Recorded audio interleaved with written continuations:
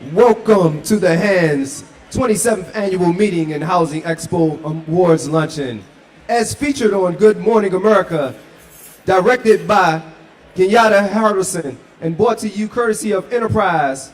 Here to open the program and give us many reasons to smile are the amazing elementary and middle school songbirds from Baltimore, Maryland. Ladies and gentlemen, please put your hands together for the Cardinal Sheehan Choir.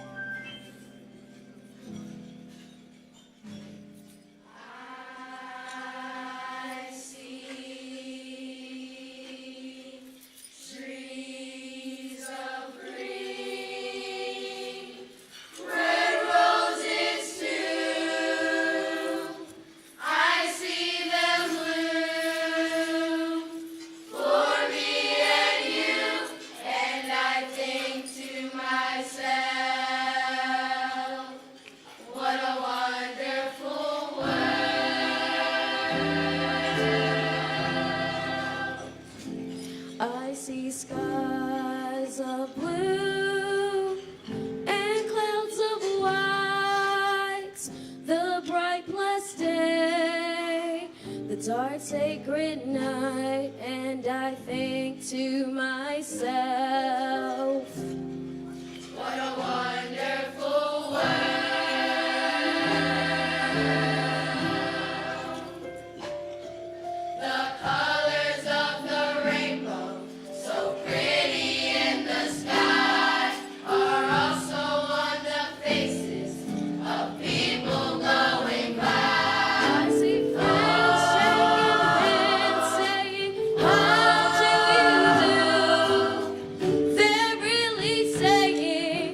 I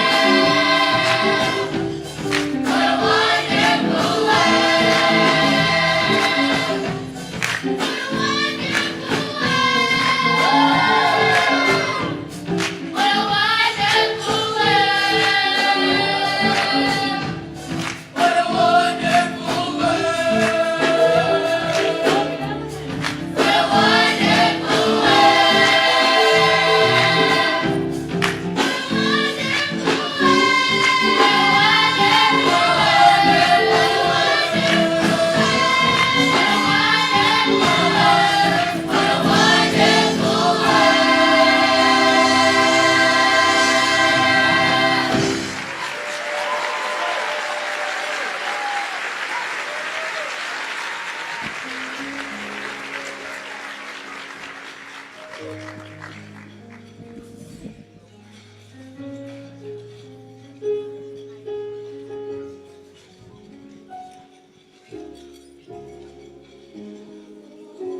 I rise high like the waves, if you rise unafraid, we all will rise.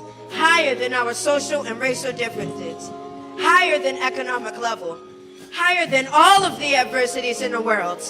And together, we will move mountains. And if they don't hear a message, we'll just do it over and over and over 1,000 times again for you. Broken down and tired of living life on a merry-go-round, and you can't find the fighter, but I see it in you, so we'll walk it out and move mountains. We'll walk it out and move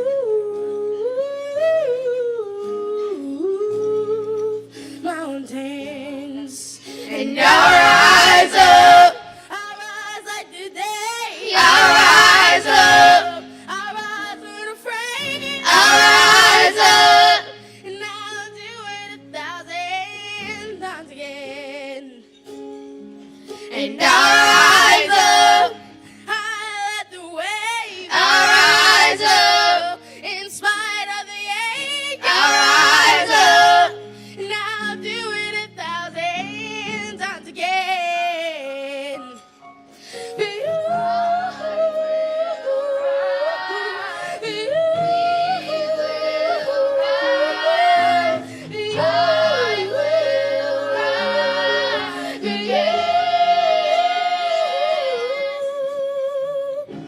when the silence is quiet, and it feels like it's getting hard to breathe. And I know you feel like dying, but I promise we'll take the world to its feet and move mountains, or bring it to its feet and move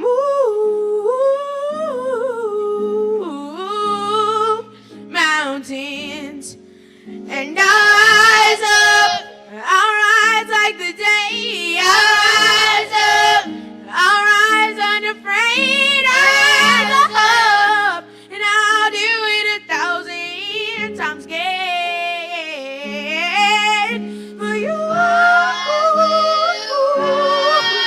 for you,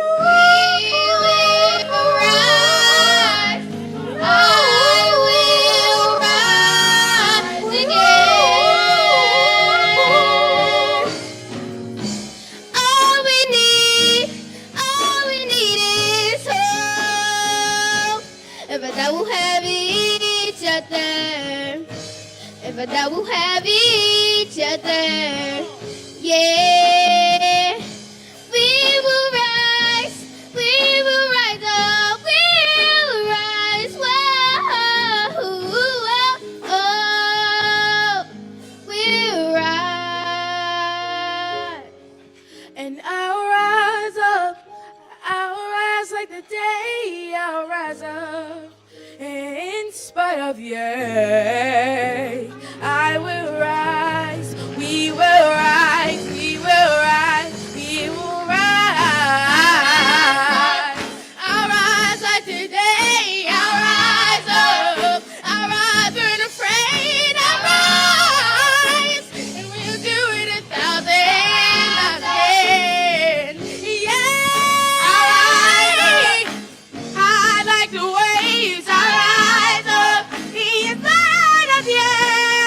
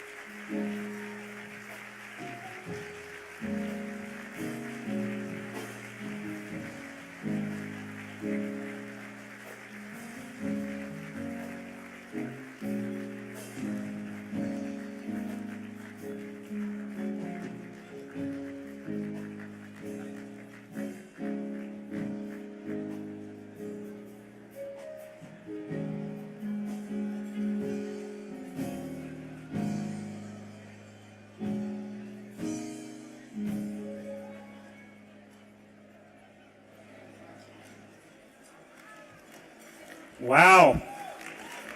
How about another round of applause for the Cardinal Sheehan Choir?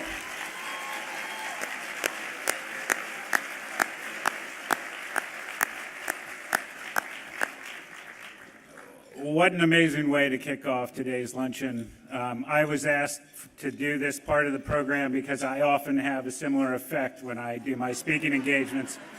There's this inspirational speech ending with a standing ovation, so glad to be here. Hi, everyone. My name is Brett McLeod, and I'm Executive Director of the Community Development Banking Group at JP Morgan Chase. I'm excited to be here with you today to celebrate the important achievements of our housing peers and to explore ways that we as HAND members can work together to leverage our collective knowledge to deconstruct our past and redesign our future. The Washington metropolitan region is such a unique place, but like the other parts of the country, we're still trying to crack the code for developing, building, and preserving enough affordable housing to meet the demands of individuals and families that are too often left behind. History has brought us to this moment, but what came before is not the sole determinant of what comes next.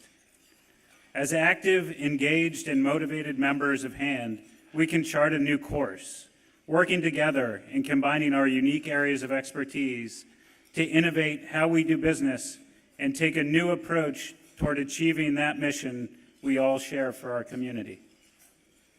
Looking at affordable housing as part of a longer continuum, not just in the immediate term, can help us create more lasting solutions. Developing programs that strategically invest at the right points of impact can also help. And that's something I'm proud to say Chase is already focused on in our region. From the growth of our footprint in Maryland, DC, and Virginia, to initiatives we're launching that empower the people in the communities we serve to achieve their goals through job training, small business expansion, and financial education. But we're one of many in this amazing ecosystem that HAND has helped to build and continues to cultivate. And our next speaker knows well the work HAND does to both include and account for the talent within its membership and within its community. Talent that will propel all of us forward as we deconstruct our past and redesign our future. Please join me in welcoming to the stage Ray Skinner.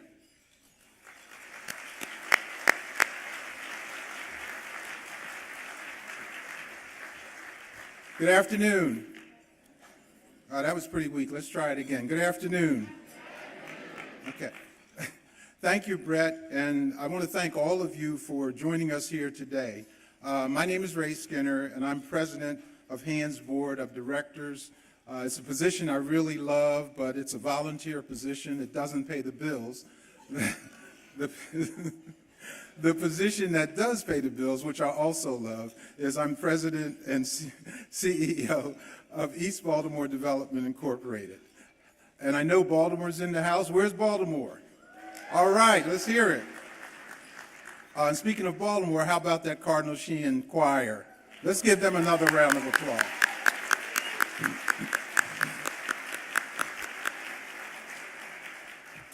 We're really honored to have you here today and delighted to celebrate the many ways that you boldly support communities through one of the most fundamental tenets of community, a safe place to call home.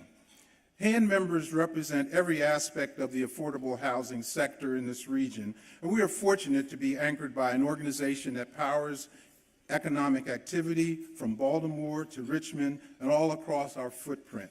Congratulations, and thank again to all of you for being here today. You can clap for that, okay, right. If I can digress a moment, I'd like to say congratulations to the Washington Capitals for bringing the Stanley Cup home to DC. So I thought I would be looking out at a sea of red today. So we're people who are rocking the red. We have a few in the audience. Yeah, all right. So clearly there are two important events taking place in DC today. The parade for the world champions in hockey and Hand's annual meeting. But I'm glad you made the right choice and are here with us today. So, and thanks to all of our colleagues who are not in this room today, partners and others in and out of the industry who are striving to reach our shared goals. Now more than ever, we need everyone at the table. We're in really a new age. Truths that we've held as self-evident are constantly being challenged and pushed to their breaking points, for better or for worse. We can lament the change, or we can use it to power action that gets more people and families into homes they can afford, in areas of opportunity where they can advance and thrive. To this end, deconstruct our past and redesign our future is more than just a slogan. It's more than a theme for this year's gathering. It's a call for us to act and reimagine our work in ways that question assumptions, account for inequality, and consider new perspectives until doing so becomes the default. For Hand's Board of Directors, our annual meeting and Housing Expo is a special moment and a time to take stock of where we've been, but also to think deeply about where we'd like to go and who else we can bring along with us. Thankfully, we have a great team of people and organizations in place to help in this endeavor. So to our elected officials who are with us today, thanks for all that you do. Now, I have a whole list of people who were supposed to be here, but I think they made the wrong choice and went to the parade. So is Katie Cristall, from the chair of the Arlington County Board, here? Okay, so I guess we don't have any elected officials. Again, they went to the parade. Well, I don't know how long it's going on. Maybe when we leave here, we can go down and join in the celebration. I'm sure they'll be partying for quite a while this afternoon. So I also want to say thank you. I also want to say thank you to our amazing 2018 annual meeting underwriters, who are actually our year-round sponsors, who work in partnership with Hand and its members. I'm going to read their names off quickly, and please hold your applaud to the end. So our sponsors include Bank of America, Merrill Lynch, Capital One, Citi, Cone Resnick, DC Housing Finance Agency, Enterprise, JP Morgan Chase, DC New Communities Initiative, PNC, VHDA, Virginia Housing Development Authority, and Wells Fargo. Now you can clap. Give them a hand.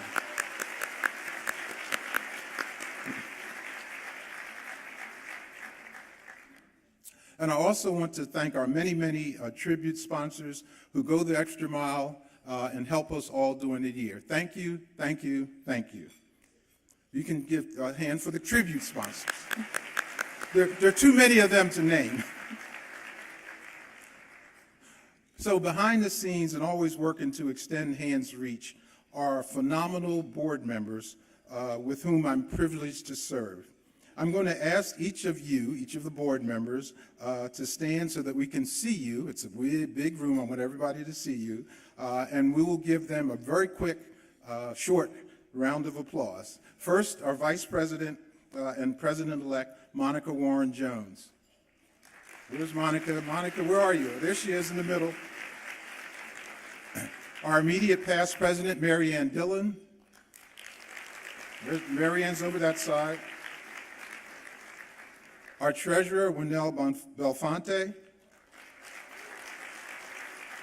There's Winnell. I know she's here. And Secretary Eric Hoffman.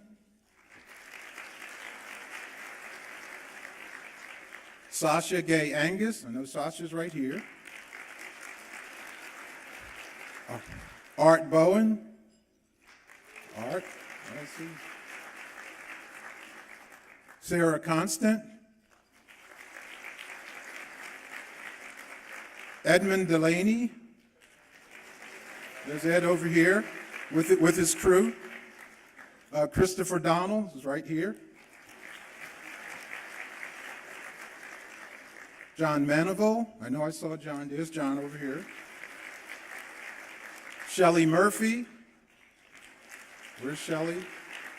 I don't see Shelley. Okay. Mike Scherer. Mike is over here somewhere. Or maybe he's over there. I don't know. Michael Schlegel. Steve Smith. I know I saw Steve earlier. He's all the way over on the side there. And last but not least, our esteemed founder, John Spencer.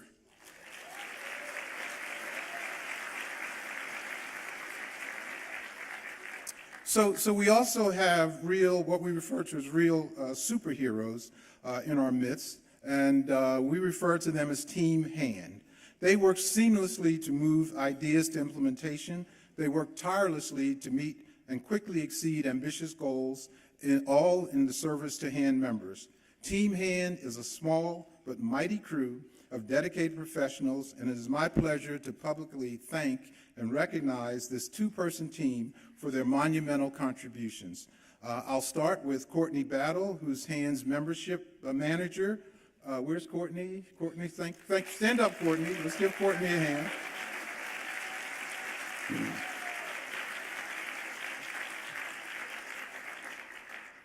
And where would we be without the visionary leadership of Heather Raspberry?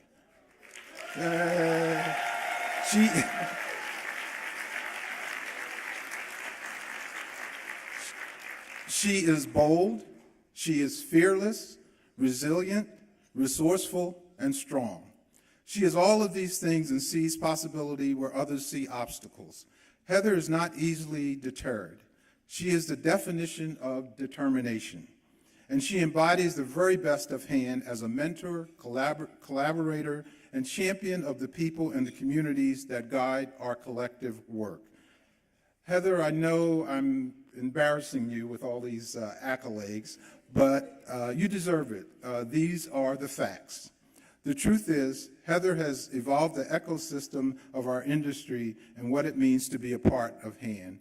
Ladies and gentlemen, please join me in welcoming our Executive Director, Heather Raspberry.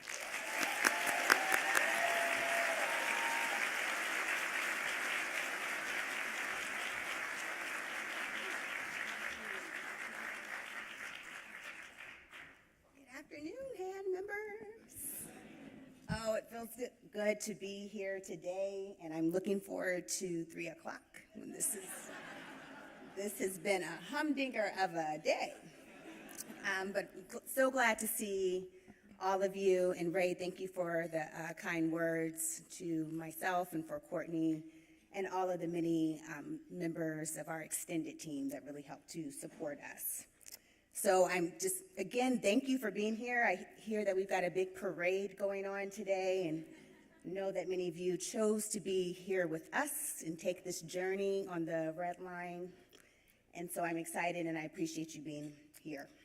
The power and purpose of HAND's membership never ceases to amaze me. Yet again, I'm in awe of your innovation and dedication to your mission and the ingenuity to find a way.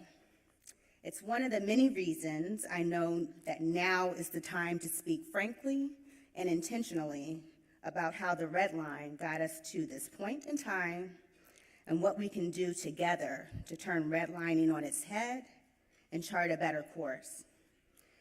We have everything we need among us. HAND members are experts at getting things done, from thoughtful design, developments that center people and help to anchor communities, to capturing the nuance of a critical policy issue and doggedly advocating for the seemingly small change that can impact so many. But I'd like for us to pause for a moment, take in this dynamic, challenging, unprecedented moment in our industry. Understanding our history, our shared history, is one way to gain perspective and see what has previously been unseen or glossed over. Our industry has not always been a beacon to all. Deconstruct our past, redesign our future is the theme for this year's annual meeting, and one way to start the hard conversation that moves us to action and closer to realizing our vision of home as affordable, as a sanctuary, a safe platform, and a gateway. Before we can write a new chapter together, we must confront the strokes of history that forever changed our economic, educational, health, political, and equality landscape. Redlining has complicated the system for all, especially those directly impacted. But the story doesn't need to stop or end here. Our past does not have to dictate our future. Equity can become the standard, not the hard-fought exception. And now is the time to take the bold steps. I truly believe that moving forward from this point with intention can lead to a collective for us all. Developers will have new areas to explore and build affordable homes. Resident services can amplify and augment the positive outcomes. Policy advocates can hold up the model of what we can accomplish here and around the country. And of course, HAND members will be at the lead of all of that. Innovation is our strength, and I'm honored to be at the helm of the organization that prizes collaboration and values the voices and contributions of the many. The challenges we face now don't have to be replicated in the future. We can start from the place of equity and build from there toward the affordable housing and community development goals we all share. This year alone, HAND has produced more than 25 programs with more than 1,300 individuals trained. We now have over 350 members, and thanks to Ms. Battle, 70 of those are new this year.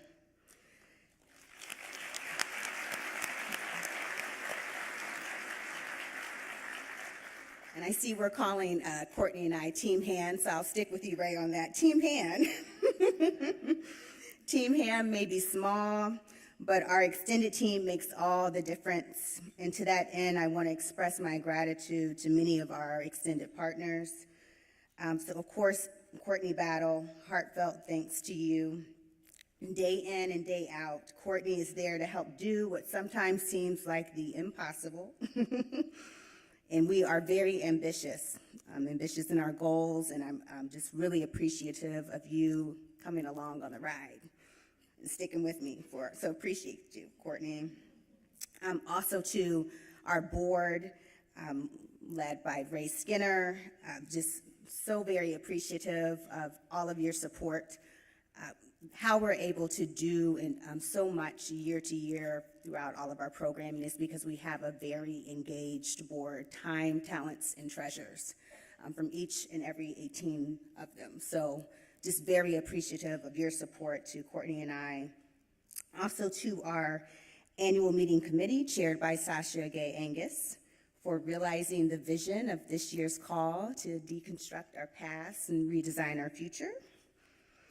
To our membership and brain trust and program committees, very, very appreciative of you. Our goals to build the capacity building of the industry throughout affordable housing and community development are only met each year because of your dedication and ambassadorship to this organization. So very much appreciate you. And I would, if you'd like, all of our brain trust, program, and membership committee members, if you would please stand, I'd like to give you a round of applause as well.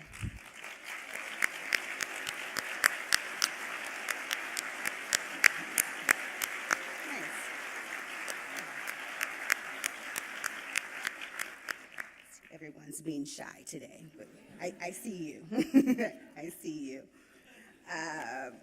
And so, yes, and to our underwriters who make this happen every year, continue to be so very supportive.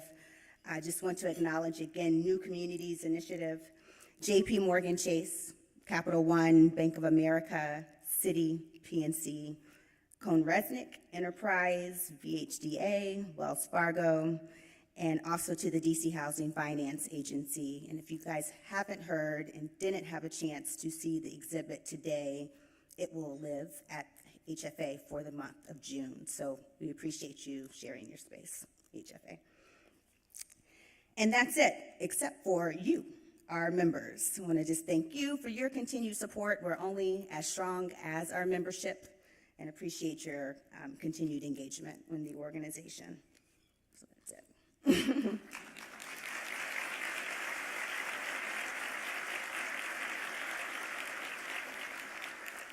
So up next, we have a chance to glimpse the future.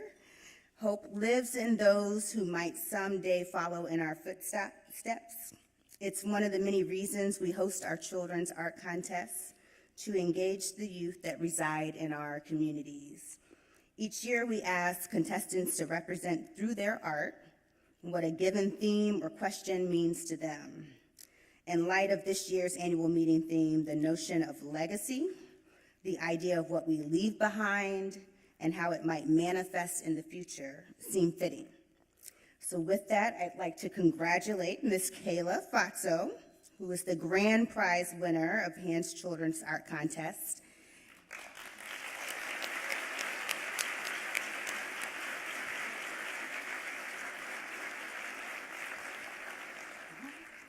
Kayla's going to have a few words for us, and then we'll present her with her check. As she asked for earlier, where's the check? And also a special gift from the hand team. So,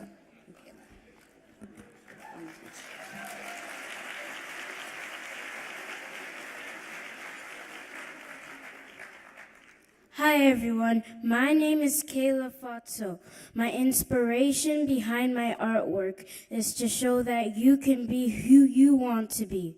I want to be the person who helps others who cannot help themselves, and to put a smile on their faces to show that they too are important.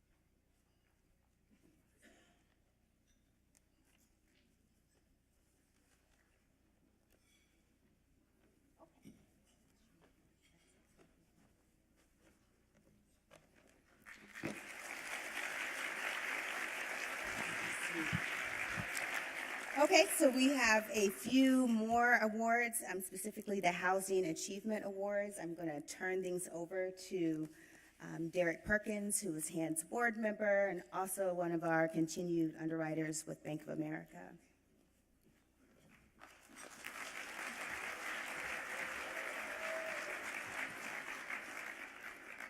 Good afternoon. You know, when they're organizing the program, I always get a little nervous about sort of where I am in the program. And then I realized today that Brett McLeod drew the short straw, following the choir. And I drew the second shortest straw following Kayla, right? Following young people who are powerful, doing great things is always a hard thing to do. I'm pleased to celebrate the Housing Achievement Awards, or as I actually renamed them earlier today, it's the Housing Oscars. So please feel fabulous today. Housing touches every aspect of our economy. It impacts our health, education, and many other key areas. But at its core, housing is about people. We should harp on that. Housing is about people. It's not bricks and sticks, it's people and being able to impact their lives. Today, it's my pleasure to recognize our peers who have done extraordinary work over the last year. Like HAND, the 5 winners of this year's Housing Achievement Awards, or the Housing Oscars, represents the spectrum of the industry. Each sector has a part to play developing and preserving affordable housing, and these winners exemplify the excellence of the recognition. In a few moments, we'll watch the videos and hear directly from the 2018 winners. First, we'll enjoy a few words of welcome from Terry Copeland of PNC, generous sponsors of this year's awards videos.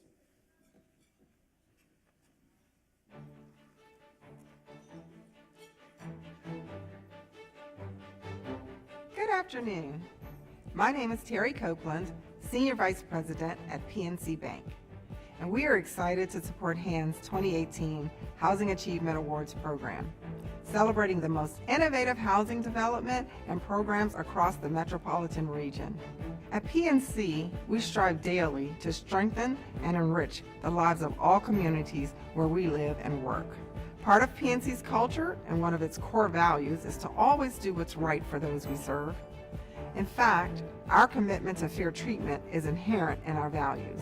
And while PNC makes compliance with all bank regulations one of its highest priorities, we recognize that being a good corporate citizen encompasses more than just being in compliance. It means helping all of our customers and communities. PNC is proud, yet again, to support the Housing Association of Nonprofit Developers annual meeting, because living PNC values is a natural fit with the work that HAND does each and every day.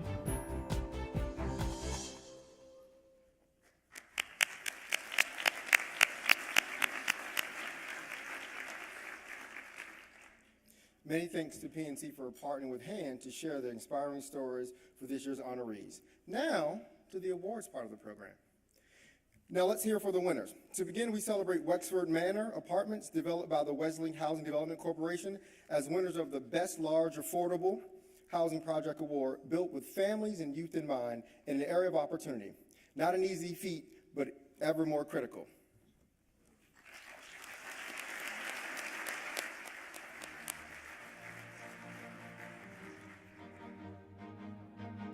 The tagline to our mission is opening doors to brighter futures, and that really describes what we do, not only developing the housing, but providing robust services to help our residents take advantage of the opportunities that are available. Most of the residents that live in our apartments, what they want is the same thing that you and I want. You know, they want to raise their family, they want a better life for their kids. If they're older or disabled, they want to live independently, and they really want to be a part of the community. One of the things that we provide to all our residents is something we call housing stability. So because our folks don't have a lot of extra resources, if they get sideways because of medical issues or maybe a cut in hours, we work with them to make sure that they can stay housed. And if it's an employment issue, we bring employment services alongside of them. So we had over 40 people get new or improved employment last year. It's important to me because I grew up as a child of a single mom, and I know what she struggled with. So for me to be able to support other families that, again, are just trying to get it right means the world, and that's really what we're all about. It is such an honor to be recognized by HAND. There's so much good work being done in the region, and so to have Wexford Manor chosen as the best large project is truly an honor, and we're very excited about it. I want to leave a legacy where more families have a good, safe place to live in a community of opportunity where they can grow and be what they want to be. I'm Shelley Murphy, President and CEO of Wesley Housing Development Corporation.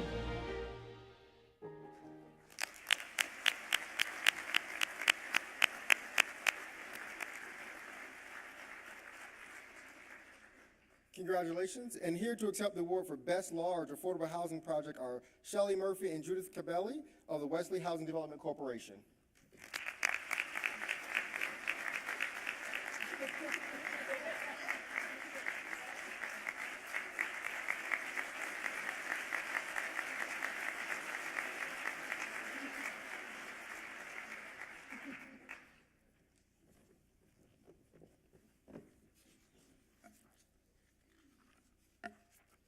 They have cues for everything on my sheet, everything. Our next honoree is the Nonprofit Sustainability Challenge, Virginia Community Development Corporation, for the Virginia Peters Nonprofit Friend Award, where care and concern for those they serve is built into their business model. Cue the video.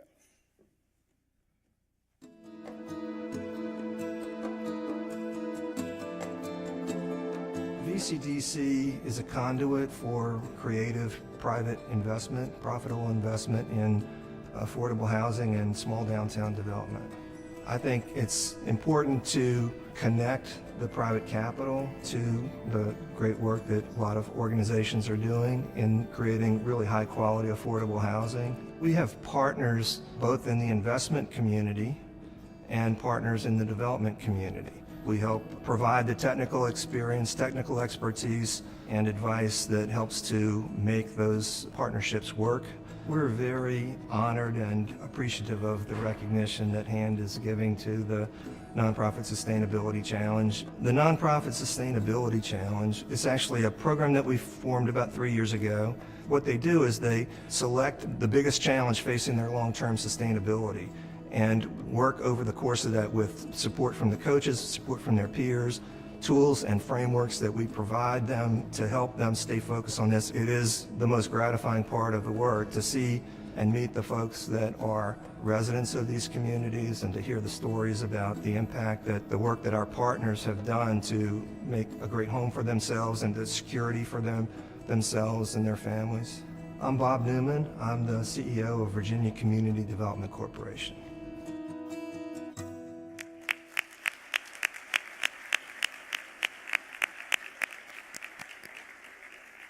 And here to accept the Virginia Peters Nonprofit Friend Award for the Nonprofit Sustainability Challenge is Bob Newman, President and CEO of Virginia Community Development Corporation, and Monica Jefferson, Branch Program Manager of VHDA.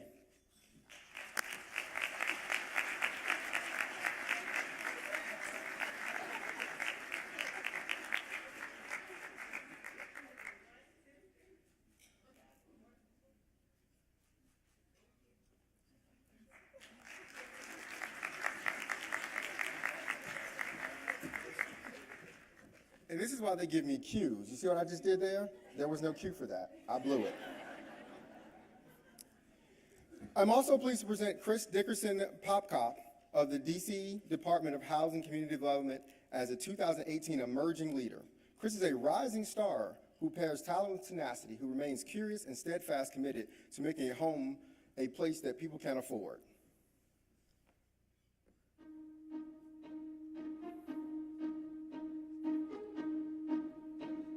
Our mission is to provide timely and compliant gap financing to produce and preserve affordable housing in the District of Columbia.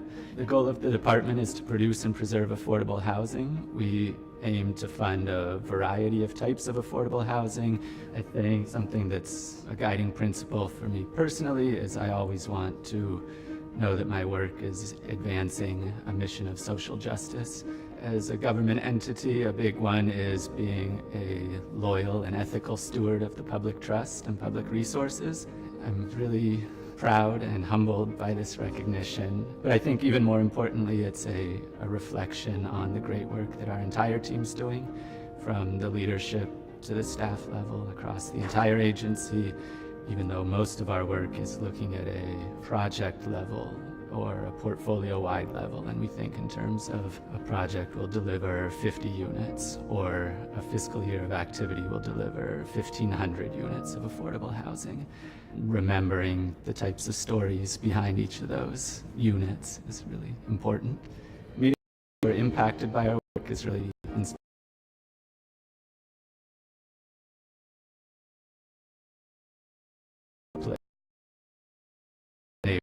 That has on a family and an individual and their children just inspires me and motivates me. I'm Chris Dickerson Prokop, manager of the Development Finance Division at DC Department of Housing and Community Development.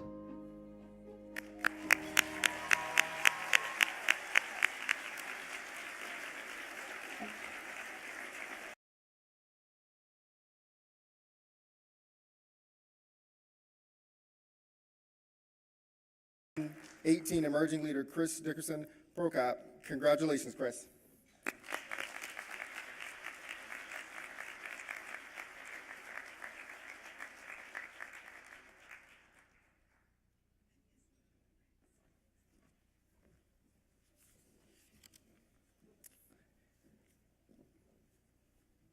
So Others Might Eat is the Developer of the Year for what it's doing to help those working to overcome homelessness. The housing spectrum includes those unable to obtain or retain homes, and some works hard to serve the needs of the people and the families who are members of the collective community.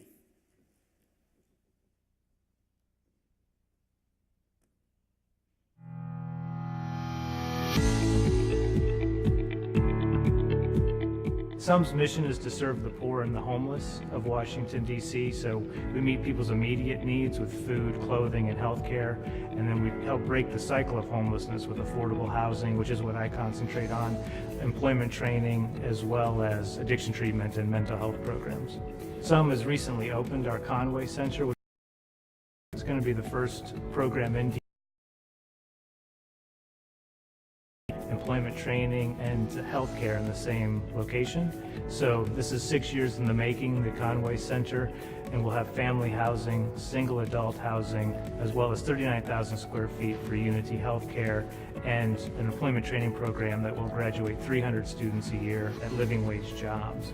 When the board set the goal of creating 1,000 new units of affordable housing for extremely low-income families, single adults, and seniors.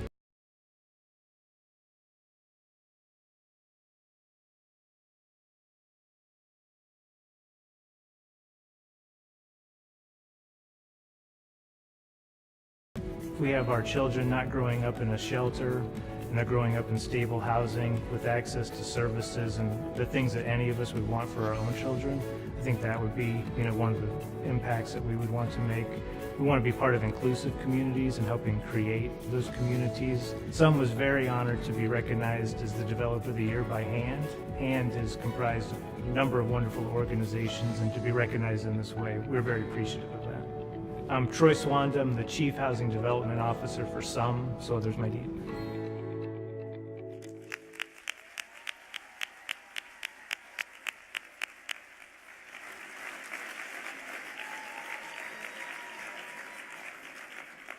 Here to accept the award for So Others Might Eat are Richard Gerlach, Executive Director of SUM, and Troy Swada, Chief Housing Development Officer for SUM. Congratulations on your big win.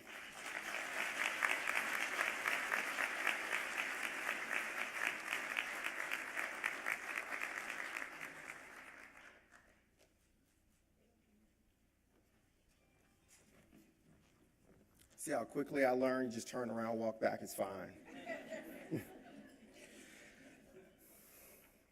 I'm so pleased to recognize the tremendous contributions of this year's Housing Achievement Awards winners, or the Housing Oscars. Their success is inspiring and exceptional, and it changes lives. Our final honoree of this President's Choice Award embodies the same qualities, and here to present the award to him is HAND's President of the Board of Directors, Ray Skinner.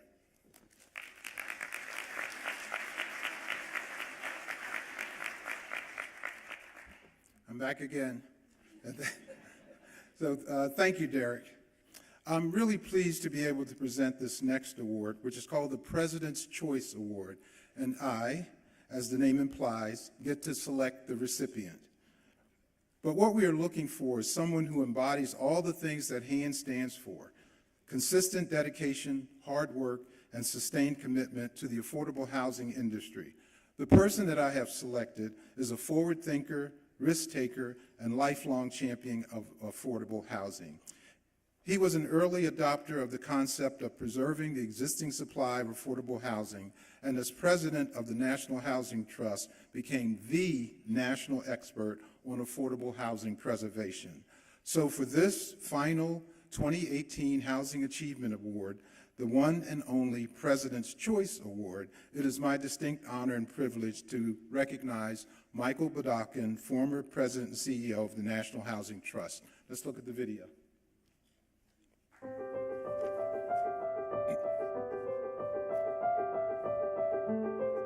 The Trust preserves and improves affordable housing so that people can have an opportunity to thrive. So the United States is in the midst of an affordable housing crisis. Only 1 in 4 of people who are eligible for housing assistance are able to receive it. We have over 20 million households who pay over 50% of their income for rent.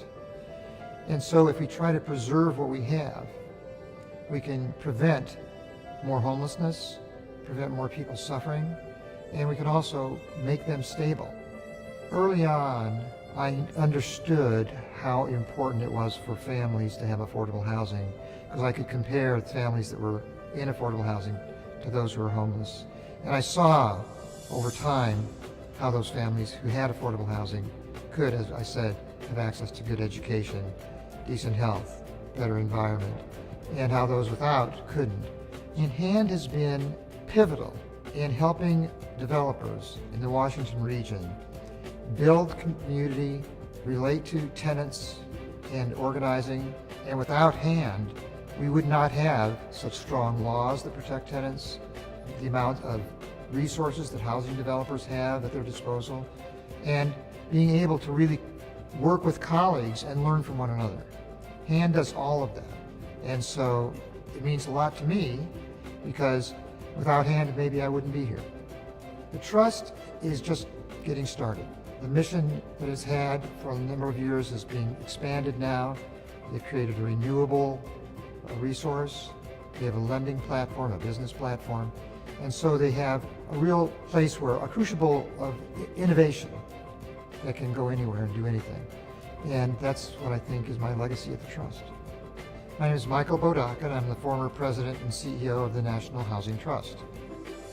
So please join me and welcome to the stage our President's Choice Award winner, Michael Bodaka.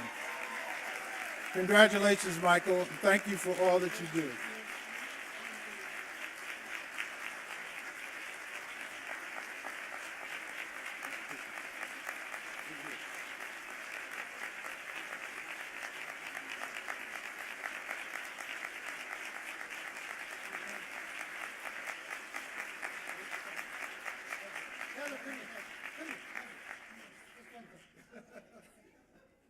I want you in the picture.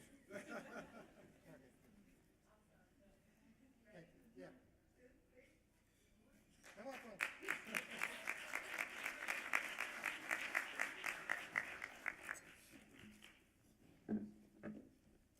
on, I'm going to be brief. I have some personal remarks, then I want to talk a little bit about the times we live in.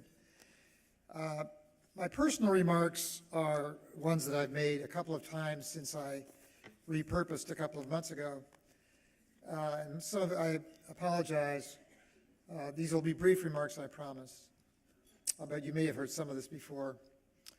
When one thinks about trying to be successful in one's career, one hopes to achieve three things. One thinks about a mission, something you really care about.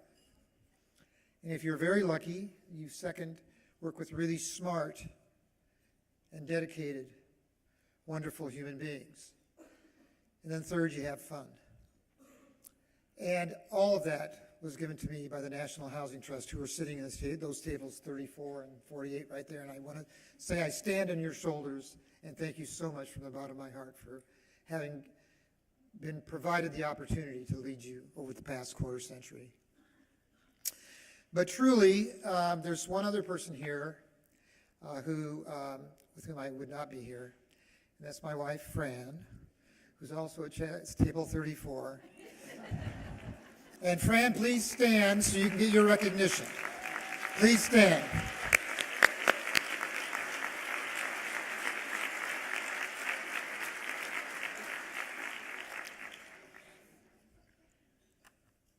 When Fran and I moved here nearly a quarter century ago for me to work at the National Housing Trust, Washington, D.C. was quite a different place. It was not in the shape it's in today. And today, I must say, the economy is booming. We have budget surpluses in the city. That wasn't the case when we came here 25 years ago. People are moving here. It's a vibrant place. And all of that, of course, is a huge positive thing for the region in which we live. But with that comes a couple of issues that we need to resolve. The first of which, of course, is one that you're all dedicated to. It's affordable housing. The second, I would argue, is the increasing divide by wealth and race in our community that we must face up to. That divide, I think, is only deepened by a culture of animosity and scapegoating by so-called leaders who try to scapegoat poor and minorities in our society. We are, all of us, scrambling to try to find sure footing in a very rapidly changing landscape. During that last quarter century, John Spencer put together HAND. And HAND, as far as I know, is the only multi-state regional organization that commits itself to preserving and improving affordable housing in its region. And it means so much to me to be honored by the doers in this community, in this organization. Your work has never been more important. You are not standing by today. You are actually being involved in what Teddy Roosevelt called the arena of life. Quote, the credit belongs to those who are actually in the arena, who strive valiantly, who err because there is no effort without error, but who actually strive to do the deeds, who know great enthusiasms and great devotion, and who spend themselves in a worthy cause. In the end, they know the triumph of high achievement. In a region that is divided between the haves and have-nots, it's community developers like you in this audience, who are the champions who make our communities strong and inclusive, and who will ultimately, I believe, know the triumph of high achievement.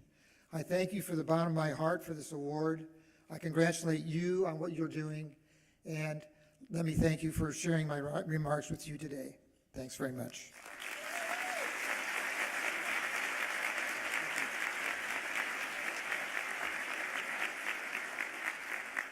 Thank you, Michael, and congratulations to all of the 2018 Housing Achievement Award winners. Thanks again to Derek and PNC for sponsoring these amazing videos. Let's have another round of applause for all of the winners.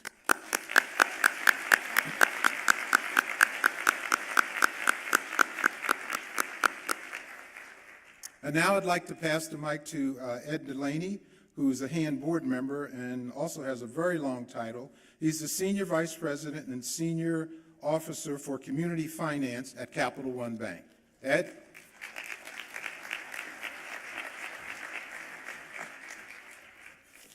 Thanks, Ray. Buongiorno.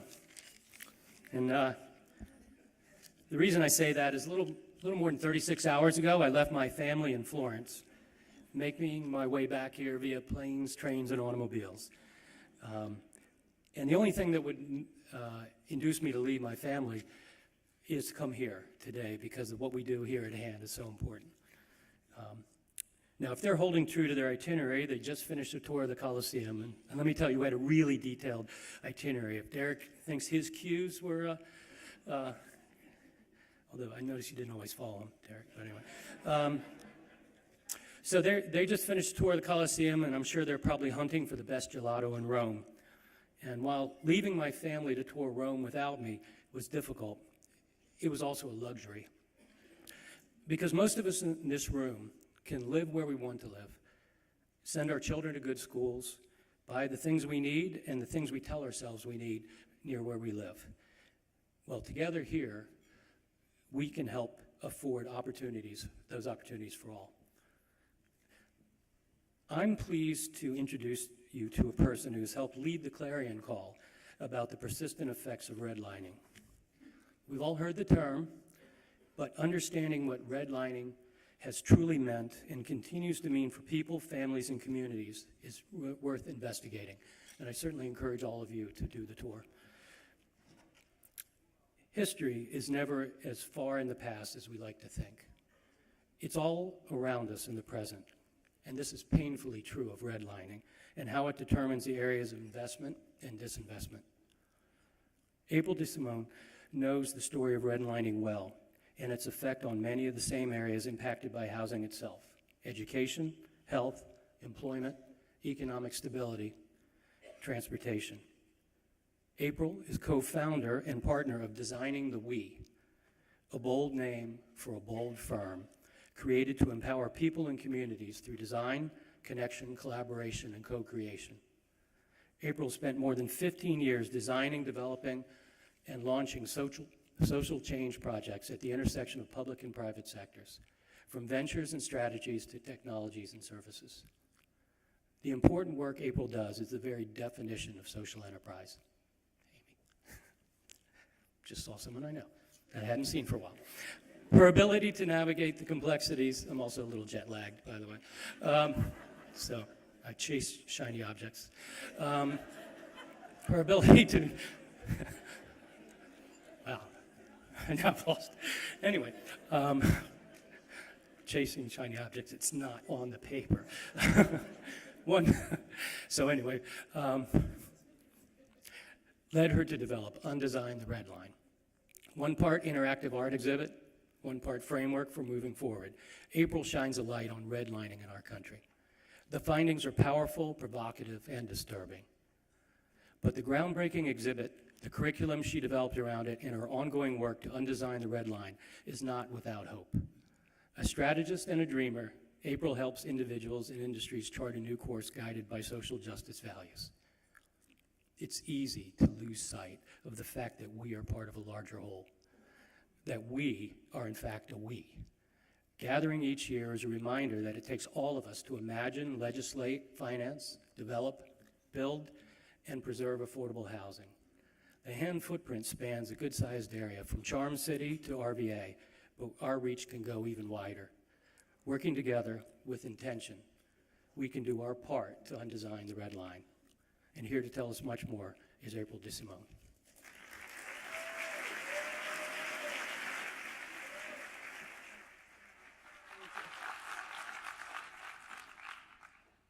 Thank you, Ed, for that wonderful introduction. Good afternoon, everyone. Let's wake up, right? It's been a long day. Words fall short to express Designing the We's gratitude to share in today's experience. From the vibrant discussions from the panelists to the insightful exchanges I'm having with so many of you. All of it contributes to the important work of moving beyond the momentum of today's conference to really begin seeding opportunities within community that brings actionable meaning to what it means to work to build equity and undesign this red line. I especially want to acknowledge the entire HAND organization and their sponsors for really bringing forward with intentionality the hard work to create this ensemble. And I think I can speak for most of you, if not all in this room, we're appreciating their symphony. You can clap for them.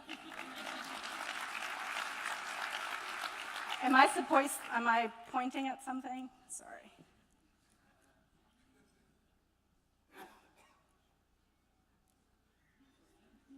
There, did I? Oh, okay. It was about 4 in the morning when I opened the email that had the questions that was posed to all of us for this conference. How many of you got that email? Raise your hand. Wow, no one.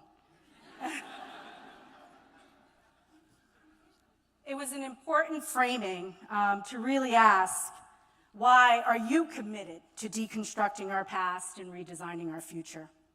How will your work undesign the red line? And when you're glancing at the clock at 4 in the morning with less than 24 hours having slept, the why becomes real, folks.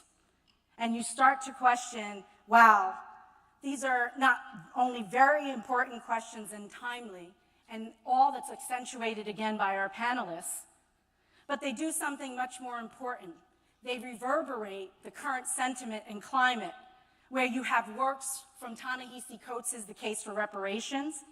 You have books from Richard Rothstein, like The Color of Law, as well as Matthew Desmond's Evicted, that's currently on display in exhibition form at the National Building Museum.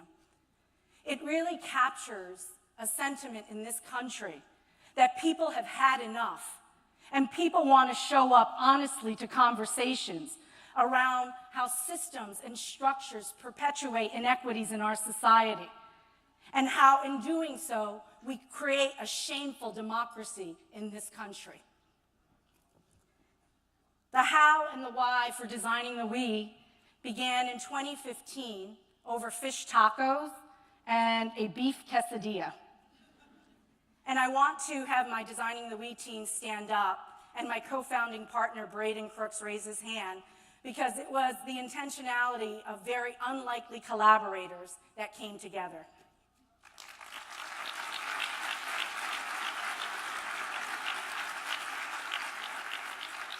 Braden and I come from extremely different backgrounds, culturally, financially, and in every different way. But we both shared a passion around what did it mean to bring design skills, to change the built environment in ways that bring more equitable and inclusive human experiences. And we drafted a little note with each other, and we said, we are unlikely collaborators. We are a team bridging differences in professional and personal experience to co-create a strong we, capable of grappling with complex problems from multiple perspectives. This is what we mean by designing the we. And with that, designing the we was born. Our work wanted to move beyond the complexities that face us along racial and class lines. We wanted to delve into very pure forms of what human needs meant.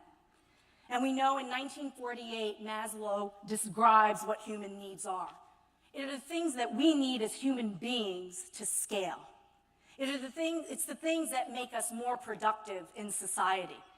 And when those human needs are met, how productive can we all be collectively in complementing this forward trajectory, particularly, again, in a space of democracy?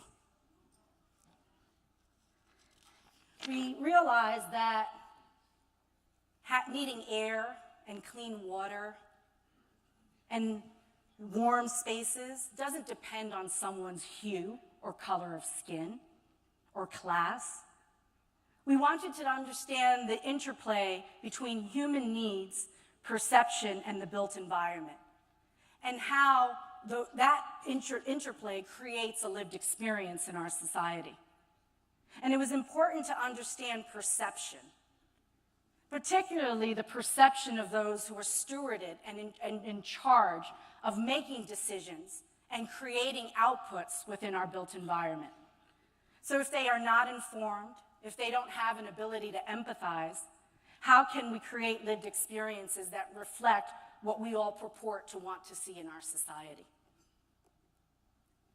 So we began looking back when people became involved in really injecting and caring about human needs.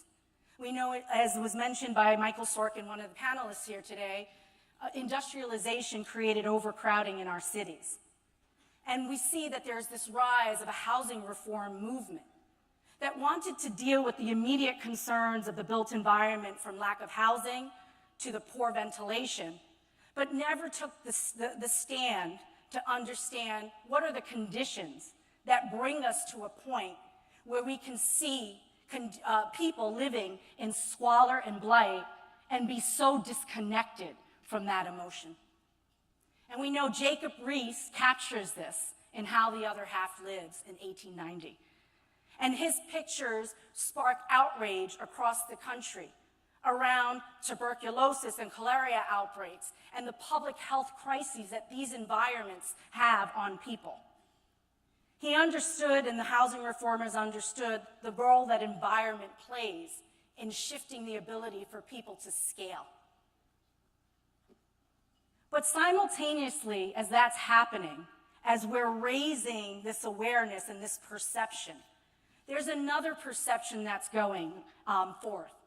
And we coin it in our practice, it's sort of the theory, it's the insidious seed that gets planted. Because we obviously see that human needs is important, and we're advocating for it, and we see that philanthropic housing through model tenements emerge. But there's something that people like Madison Grant bring forth. It's the rise of scientific racism and eugenics. It's the rise of shifting perception to even humanize people who look different from you. By a show of hands, how many in this room know of Madison Grant? Madison Grant was a thought leader, was a person that made influential decisions in our built environment. But he also believed in the master race and in white supremacy. He advocated that there is a supreme race, and everything that falls below that is not even human. So it plants a seed of perception on how we even begin to empathize and connect with other people. Madison Grant was a mentor to Teddy Roosevelt.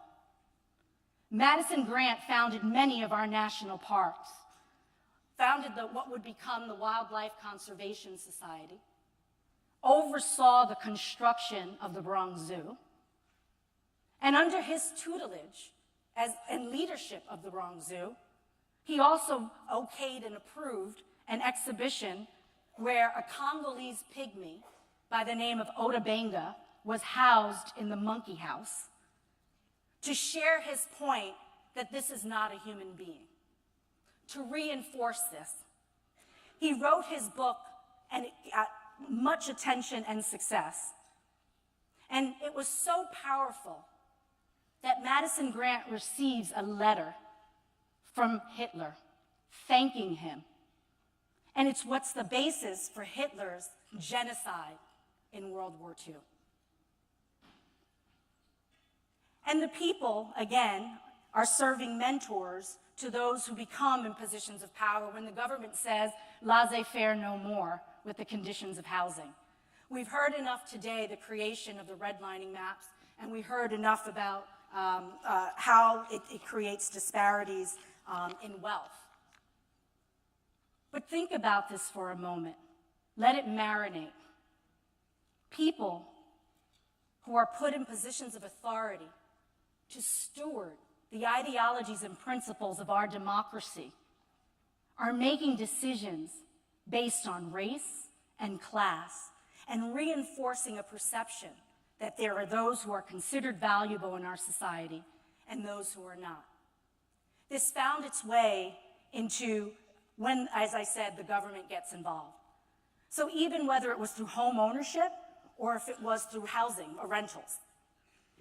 Formerly integrated blocks, like the Lung blocks in New York City, where Jacob Riis takes a lot of his pictures and they say, hey, we have to do something about it, so we're going to. The government constructs amazing housing. Knickerbocker Village, the first houses on the Lower East Side. But think about it for a second. Do you think those houses were integrated? They were segregated. Redlining maps serve as a precursor because, again, it reinforces this perception. And I'm just going to read quickly a quote from the Federal Underwriting Manual, public subsidies being used to promote this practice. And the Federal Underwriting Manual eliminates the use for redlining maps and makes it so widespread. And we speak about the book, The Color of Law, capturing all of this. I encourage you all to read a book called Crabgrass Frontier by Kenneth Jackson. Kenneth Jackson is credited with unearthing these maps in the late 70s and 80s because for so long they were buried and even denied that they existed in our country. His work was very pivotal in creating and activating the conversations we're having today. So again, the book is called Crabgrass Frontier. And here's an excerpt of the Federal Housing Manual, Underwriting Manual. The valuator should investigate areas surrounding the location to determine whether or not incompatible racial and social groups are present, to the end that an intelligent prediction may be made regarding the possibility or probability of the location being invaded by such groups. If a neighborhood is to retain stability, it is necessary that property shall continue to be occupied by the same social and racial classes. A change in social or racial occupancy generally leads to instability and a reduction in values. So when people tell you that this wasn't about race, that sounds like a lot to me, according to racial lines. When people tell you that race didn't account for much in these evaluations of a survey, they accounted for 20% of a survey, along with 40% being an income to determine which areas were going to receive investments and which weren't. And this begins to fuel a machine of powerful lobbying groups from, I'm sorry to say, the banking industry and the insurance industry, from the architecture industry, from the lumber industry, to the rubber industry, to the automobile industry. So any attempts to stand up to this system was thwarted.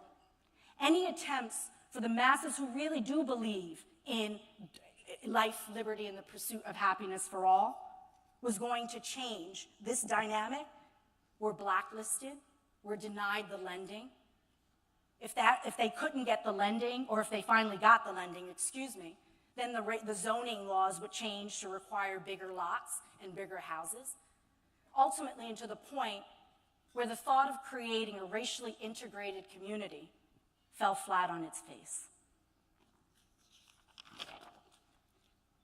And before you know it, as we're going down this trajectory, we see cities that are burning, we see fiscal crisis erupting, and we see the conditions of these communities, but don't look back at a history. And again, it wasn't just about home ownership, because personally, I don't want to leave my neighborhood to move somewhere else. Why couldn't I access the things of good schools, of good hospitals, of good libraries, exactly where I was? Why is it this notion that we have to move somewhere else to acquire that? And it was this thinking that when we look at what do we do to solve the problems of these communities, we begin to blame the people in those communities. Not blame the people like Madison Grant, who are the ones who socially construct race. So when we talk about race, it was people like him who injected it in the conversation. When we know this history, when we can ground it and contextualize it, it allows each of us in this room to do better.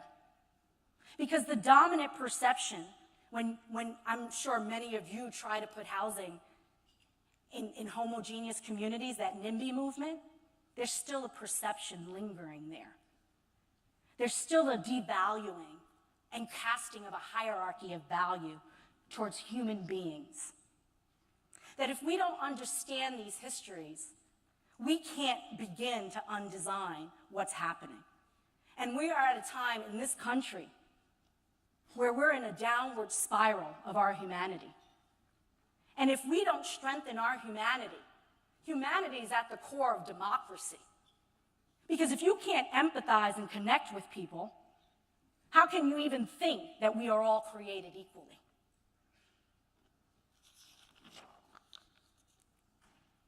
So what do? We do the hard work. We show up every single day in communities to begin to heal our social fabric, to begin to build empathy in spaces that don't have the opportunity to do that. We create collaborations across race, class, and industry to say, how do you plug in to a participatory design process, not just from the community, but from everyone who are manipulators of this built environment? Because we look at everyone having a role to play in designing, again, this just and inclusive human experience. So we have launched We Labs across the United States. Many are in the formation. One is in Trenton, New Jersey, and one is in the Bronx, New York.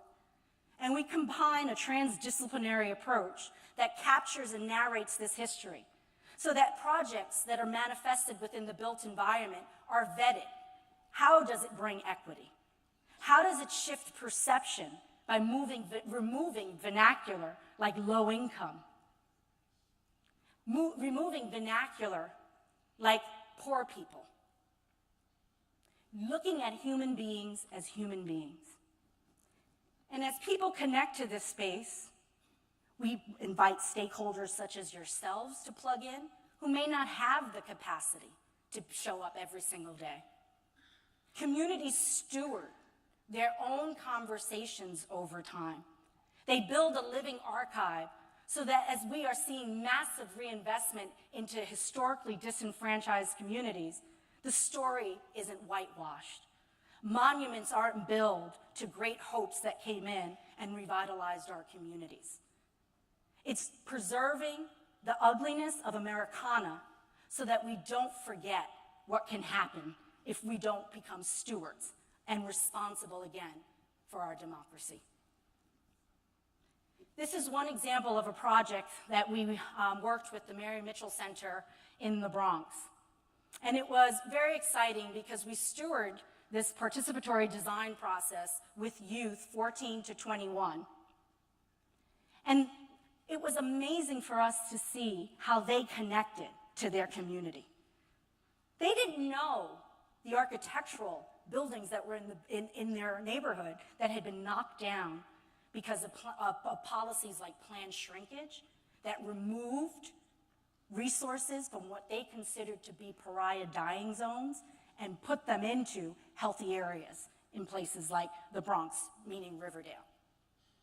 They were in awe to know that there was a train line that ran from the tip of Manhattan all the way to the North Bronx, that in 1973 was torn down, something we could never have the money to rebuild today. That when they were able to connect to their space and connect to this history, we had a very different conversation of then how do we create actionable opportunities within the community. That's not about an individual owning a house and building personal wealth, but it's about something called community wealth. It's about employing cooperative models and social enterprises that really are at the anchors, are becoming anchors in our communities to do something different. And they learned about models from all over the world that are doing this.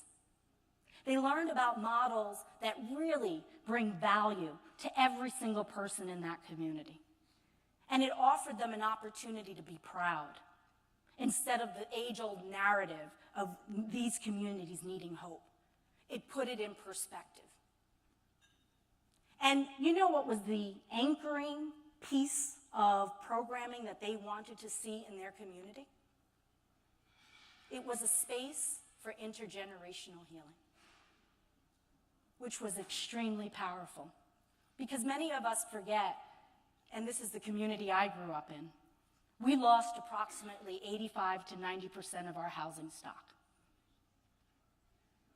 And those of us who didn't have the opportunity to leave stood on the front lines of the most impactful conditions that this nation has ever seen.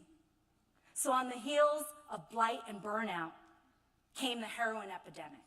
And unlike the heroin epidemic today that's looked at as a public health crisis, that was criminalized. On the heels of the heroin epidemic, we had HIV and AIDS in our community. On the heels of HIV and AIDS, we had the crack epidemic. And on the heels of the crack epidemic, we had unprecedented violence in our community. It was an unraveling of a social fabric. So for students to connect this history to creating a space of empathy, I don't think you can disagree in this room that we need to heal. We need to come together. And this, ironically, this building is located diagonal from where Khalif Browder used to live. How many of you are familiar with the Khalif Browder story? Khalif Browder was falsely accused of stealing a backpack. And because he refused, he couldn't make the bail, and he refused to plead for something he did not do, he spent, at 16 years old, spent almost 3 years in solitary confinement. It impacted not only Khalif Browder, but his entire family. And shortly upon his release and being exonerated, Khalif Browder committed suicide. So when we talk about equity, and we talk about deconstructing our past and redesigning our future, let this be the stories that come to your forefront, what you connect to create something very differently. Empathize. Don't abscond into your corner of life. Realize that we have gotten here by design and by much intentionality. This is another project in Trenton that it's exploring innovative community land tenure models. We talk about ecosystem building. And I just want to share with you, again, another image to sear your hearts and mind. The picture in black and white was in the Bronx on 178th Street, was what the neighborhood looked like when my mother was out housing opportunities for women of color opened up as white flight was happening in places like the Bronx. Here she was, thinking, I'm getting up every day, naively so, that she was going to be part of this Americana and American dream. Unbeknownst to her, that decisions in 1933 destined this community to decline. And the blowback from that left us living in a home that looked like this. All the fires burned the houses, the fires burned all the houses around us. And we lived in a home with 3 rooms and a kerosene heater and no running hot water. And this wasn't the 1930s. So when we look at, again, what is our intentionality, please remember that each and every one of us in here today has been given a gift of democracy. I don't think anything you see here looks democratic. And if we do not rise together as a capital W and capital E, we will never bring full healing that's going to be necessary to be the beacon of light in our darkest moments. A nation that holds life, liberty, and the pursuit of happiness at its core should not have us gazing upon a landscape marred with hypocrisies and contradictions. So I hope I inspire you all and you heed to a call of action to do the right thing in resourcing this type of work, because many people want to do this. Create spaces that allow you to do what you do better. Thank you so much for your time, and I really hope to connect with many of you. Thank you.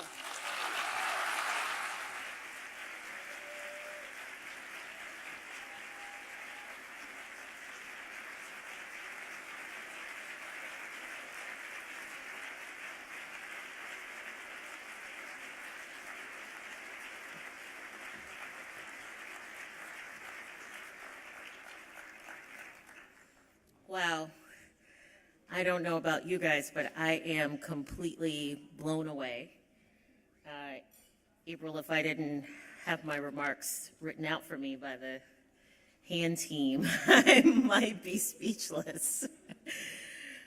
Good afternoon, everybody. I'm Angie Rogers. I'm the director for the New Communities Initiative in DC's Office of the Deputy Mayor for Planning and Economic Development. We have just witnessed something extraordinary, something transformative for our region and for our industry.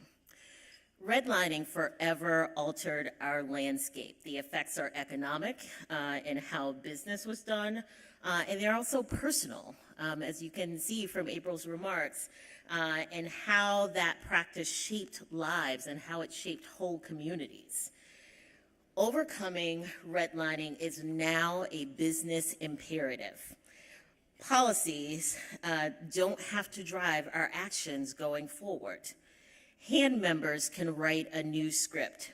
Small, deliberate acts can shift the pattern and power of movement away from redlining and toward greater, more inclusive opportunity. April touched on a lot of hard truths. But she also offered several solutions that we can implement, both now and in the future, to realize the full potential of affordable housing and community development in our region.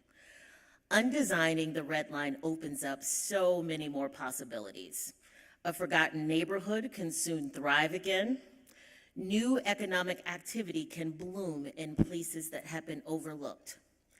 The next property developed by a hand member could become an anchor that attracts additional investment to areas such as employment centers and retail that hires locally and reinvests in the community. Anything is possible if we harness our collective power. Should you need inspiration in the coming months, the Undesign the Red Line exhibit will remain here in the Washington metropolitan region, available to you to visit at the DC Housing Finance Agency. Please go visit. draw inspiration, and develop new ideas and solutions. It's been my honor to take part in today's annual meeting and Housing Expo. Moments such as these are indeed transformative. Thank you for the opportunity to share it with you, and I look forward to all the ways that we can work together and walk boldly into the future. Please join me in welcoming back to the stage HANDS leaders Heather Raspberry and Ray Skinner.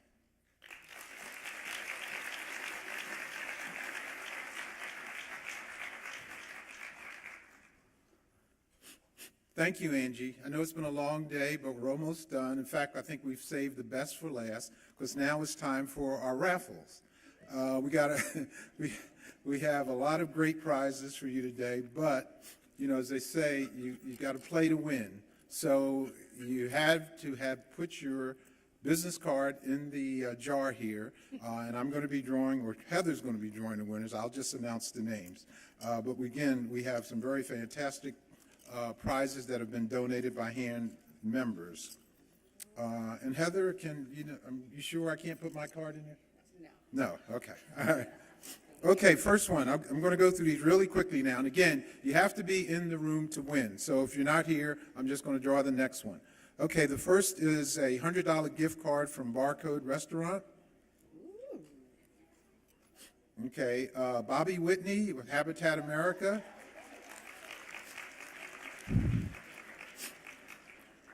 Where's Bobby? Is Bobby here? I hear people clapping.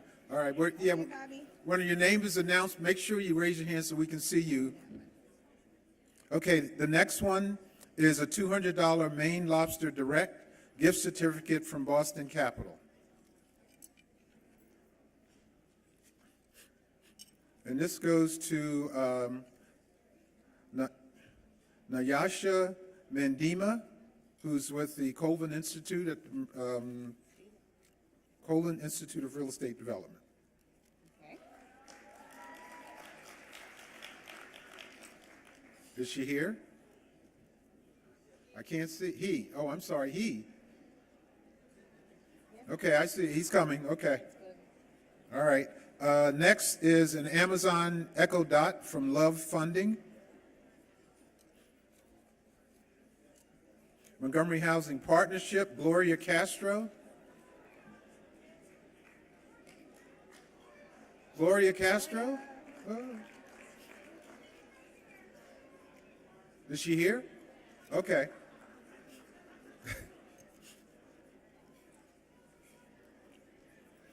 Okay, then we have another Amazon Echo Dot. This one donated by Bizzuto Construction Company, and the winner is Patrick Williams, Columbus Property Management. Okay, he's coming.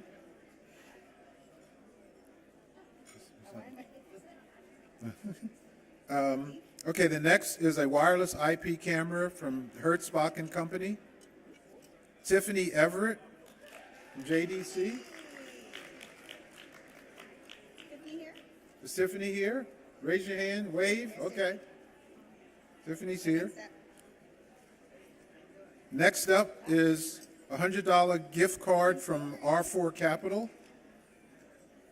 LaToya Thomas, I know her.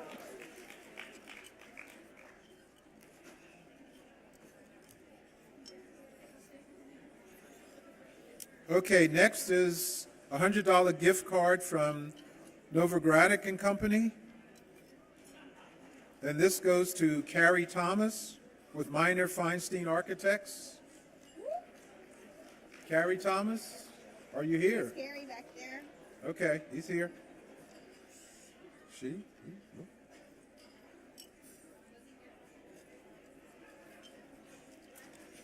Okay, next we have a $35 soup and salad gift certificate from Supergirl. And the winner is Mary Ellen DeLuca from Habitat America. She's here.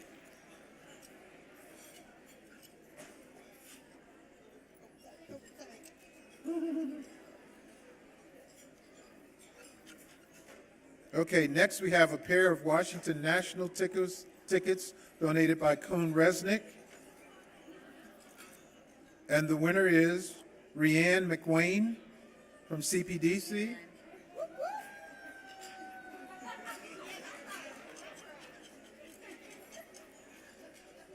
Rianne, she's here? Okay. Where is she? She's over there. Oh, over there. All right. Okay, next, a pair of Washington Nationals tickets from Cone Resnick. Did I say that? Yep. No, okay. A pair of Washington Nationals tickets from Cone Resnick. Okay, the winner is Leonard Clark with Union. Leonard here? Leonard's there, okay. Oh, we've already done that one. Uh-oh, I'm sorry, I thought we already did that one.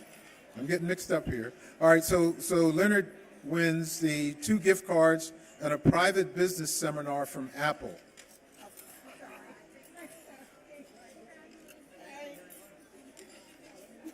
Sorry, trying to do too fast.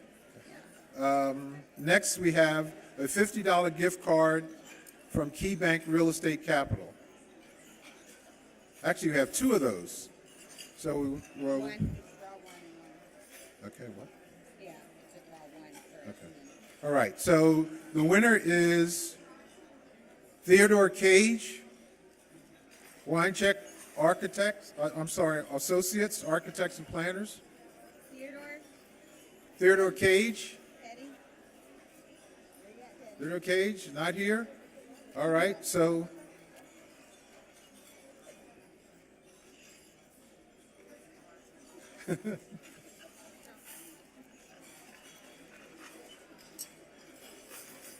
All right, so this is for the gift card, Visa gift card, $50 Visa gift card. It says, look on back. Gregory Cook, Mr. Gregory Cook, Wesley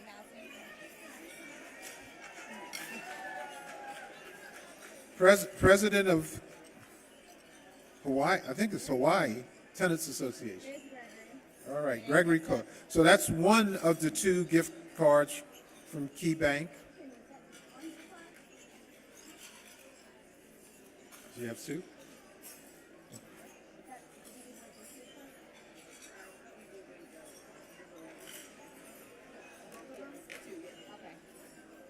Okay, so this is for a $50 gift card.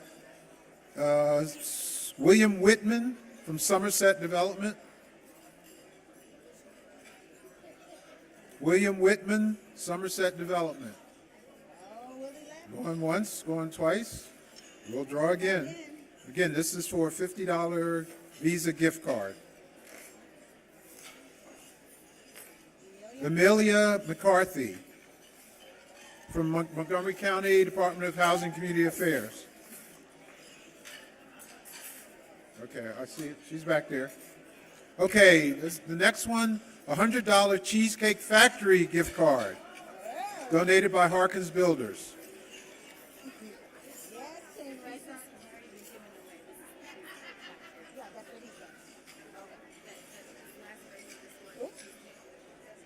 Carmen. This is,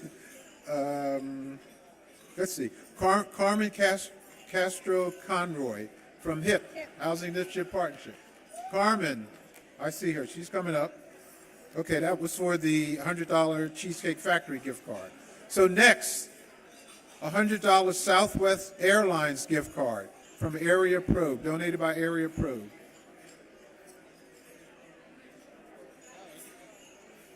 And the winner, Santiago de Angelo. Santiago de Angelo. From Eagle Point Management. Santiago here? I know. You gotta draw it again. Santiago. Okay, we'll draw again. Okay, yeah. No, we'll draw again. This is for the $100 Southwest Airlines gift card. Angie Rogers. That name sounds familiar. Director of New Communities Initiative. Have you heard from him? Okay, now this is the last gift and the best door prize. This is for a weekend getaway for two with breakfast from the Omni Shoreham Hotel, the hotel that we're in right now. And the winner is from the Center for the Study of Social Policy, Joni Hirsch. Oh, she's right here in front of me. Okay. Thanks again to all of our wonderful individual and organizations who've donated prizes, and congratulations to all the day's winners. And Heather, you want to close us out? Hands board, please come to the stage so we can get a photo. Thank you to all of you for coming out. Shouts out to a Round Robin Production and Camilla Smith and Ray Reed Photography for all of your support. And that is it. It's a wrap. It's a wrap. It's a wrap.